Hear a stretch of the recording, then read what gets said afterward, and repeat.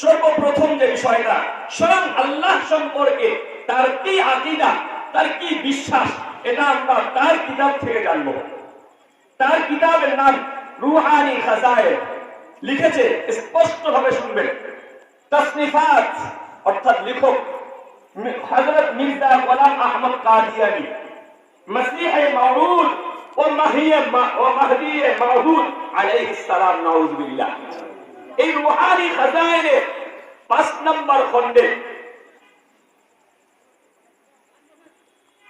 564 নম্বর পৃষ্ঠা। তার আগে বলেন এই কিতাবটা কে লিখেছে? মির্জা গোলাম আহমদ কাদিয়ানী লিখেছে। তারই লেখা কিতাব, আমাদের কোন উলামায়ে কেরামদের লেখা নয়, আমাদের দেওবন্দি, আমাদের কওমি এবং আমাদের লাইনের কোন উলামায়ে কেরামদের লেখা কিতাব নয়, বরঞ্চ মির্জা গোলাম আহমদ কাদিয়ানীর লিখিত কিতাব। সেই কিতাবে রুহানি খাজায়েনের 5 নম্বর খণ্ডে সে স্পষ্ট ভাষায় লিখে গেছেন। কি লেখে? ওয়ারাইতুনি ফিল মানাম আইনুল্লাহ, নাউযুবিল্লাহ, ওয়া তায়াক্কানতু আন্নানি হুয়া। এতটুকু লিখেছে শুধু 5 নম্বর খণ্ডে।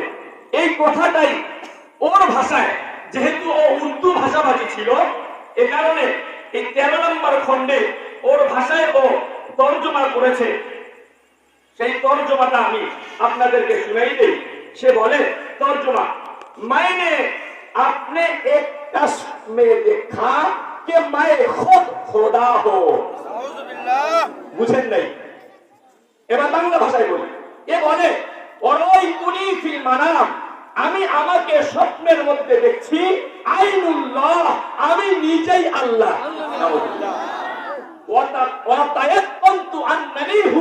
এবং আমার 100% বিশ্বাস হয়ে গেছে যে এই স্বপ্ন সত্য এবং আমি নিজেই আল্লাহ। এই কথার দ্বারা স্পষ্ট বোঝা গেল মির্জা গোলাম আহমদ কাদিয়ানী এই প্রতারক, এই দাজ্জাল, এই কাযযাব, এই বাটপার, এই মিথ্যাবাদী, এই প্রতারক সত্য